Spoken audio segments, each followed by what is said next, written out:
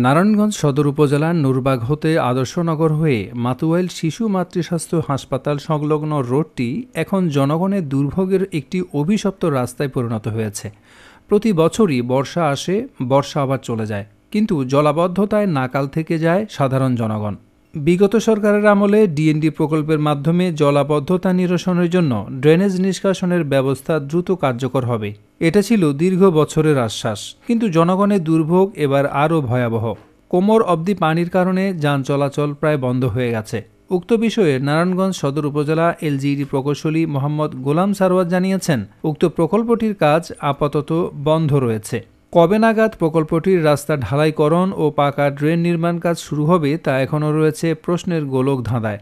এ ব্যাপারে কয়েকবার এশিয়ান টেলিভিশনে উক্ত এলাকার জনদুর্ভোগের নিউজ প্রকাশিত হয়েছে, কিন্তু জনগণের দুর্ভোগ নিরসনে কবে নাগাদ প্রকল্পটির কাজ শুরু হবে সেই প্রশ্নের উত্তর জানতে চায় সাধারণ জনগণ। আদর্শনগর নিবাসী এলাকাবাসী আসসালামু আলাইকুম। আমার এই শহীদনগর মাওতাল মেডিকেল থেকে আদর্শনগর পর্যন্ত এই রাস্তাটি দীর্ঘদিনের সমস্যা এবং এই রাস্তায় বর্ষা আসলেই এক হাঁটু পানি থাকে রাস্তায়। আমি এলজিইডি মহোদয় এবং আমি বহুবার তাদেরকে জানাইছি যে আমার এই রাস্তাটা এলাকার মানুষের খুব কষ্ট। মাওতাল আদর্শনগর থেকে এবং সাহেবেরা হইতে আদর্শনগর হইতে মাওতাল মেডিকেল পর্যন্ত আমার এলাকার মানুষ খুব অসুবিধা এবং দুর্ভোগ, এবং এই মেডিকেলেও রুগীদেরকে নেওয়া খুব কষ্টকর হয়ে যায়।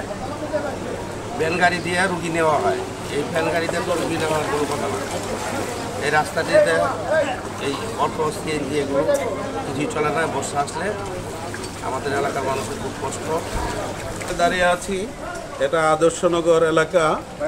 আমার এই আদর্শনগর এলাকায় বেশ কিছু শিক্ষা প্রতিষ্ঠান আছে। এখানে আহসানুদ্দিন উচ্চ বিদ্যালয়, এখানে আছে তালিমিয়া মাদ্রাসা সহ অনেক শিক্ষা প্রতিষ্ঠান। লক্ষ লক্ষ ছাত্রছাত্রী এই রাস্তা দিয়ে ঢাকামুখী ব্যবসায়ী চাকরিজীবী মহল যেতে হয়। এই পানির জন্য রাস্তা বন্ধ, গাড়ি বন্ধ, যেতে পারছে না। আমি নারায়ণগঞ্জ ডিসি সাহেব, ইউনো সাহেব, চেয়ারম্যান সাহেব সহ সকল মহলকে এই রাস্তা উন্নয়নের জন্য দৃষ্টি দেওয়ার জন্য আবেদন করছি।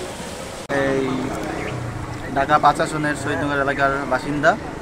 এই যে আমাদের আদর্শনগর থেকে একদম মাতুয়াইল রোড পর্যন্ত, মাতুয়াইল থেকে প্রায় বিস্তৃত শহীদনগর, স্বামীবাগ, আদর্শনগর, বেলপাড়া, দৌলতপুর, এই প্রতিটা এলাকায় আমাদের একদিন বৃষ্টিতে, গতকাল একদিনের বৃষ্টিতে আমাদের প্রায় হাঁটুর সমান পানি হয়ে গেছে। এই ভোগান্তিটা আমাদের একদিনের নয়, এই ভোগান্তিটা আমাদের ১০-১৫ বছরের ভোগান্তি। একটা আমরা জানি যে আমাদের এখানে মাতুয়াইল মেডিকেলে একটা আমাদের উন্নত মানের মা শিশু হাসপাতাল, যেটা সারা বাংলাদেশ চিনে। আমাদের এলাকায় ৪-৫টা স্কুল, ৪-৫টা মাদ্রাসা, তারপরেও আমাদের এই প্রতিনিয়ত আমাদের এই পানির নিচে থাকতে হয়। বর্ষাকাল ছাড়াও বর্ষার সিজন না থাকলেও প্রায় ৩ মাস আমরা এই পানিতে পার করি। তো কি এক ভয়াবহ পরিস্থিতির মধ্যে আছে, আসলে মানুষকে বোঝানো যাবে না। আমাদের মেইন রোড খুবই কাছে, সেখান থেকে অল্প একটু জায়গা, এই জায়গার জন্য এখানে প্রায় ৫০,০০০ মানুষ বন্দী হয়ে আছে এবং খুবই খারাপ অবস্থায় আছে। এখানে প্রত্যেকটা মানুষের বাসায় পানি ঢুকে যাচ্ছে। আমাদের চেয়ারম্যানের উদাসীনতা, আমাদের মেম্বারের উদাসীনতা, কোনো ধরনের কাজ আমাদের এই জায়গায় হচ্ছে না। দীর্ঘদিন ধরে এই এলাকার মানুষ, শহীদনগর এবং আদর্শনগরের মানুষ খুবই মানবতার জীবনযাপন করতেছে। আমাদের আকুল আবেদন যেন দ্রুত এই রাজ্যের মধ্যে ড্রেন সহ একটা রাস্তা হয়, যেন এদেশে আমাদের এই মাতুয়াইল মেডিকেল থেকে তেলপাড়া তথা বুইগড়, আদর্শনগর এবং পাগলা পর্যন্ত দীর্ঘদিন আমরা এই অবহেলিতভাবে রাস্তার জলাশয়ে বসবাস করতেছি। আমাদের এই পানি সারা বছর মাতুয়াইল মেডিকেল থেকে আদর্শনগর পর্যন্ত তথা নুরবাগ পর্যন্ত লেগে থাকেন। এটা সংস্কারের জন্য আমি সরকারের দৃষ্টি আকর্ষণ করছি। এই জলাবদ্ধতা এটা আমাদের আজকের দুর্ভোগ না, এটা আমাদের দীর্ঘদিন থেকে দীর্ঘদিনের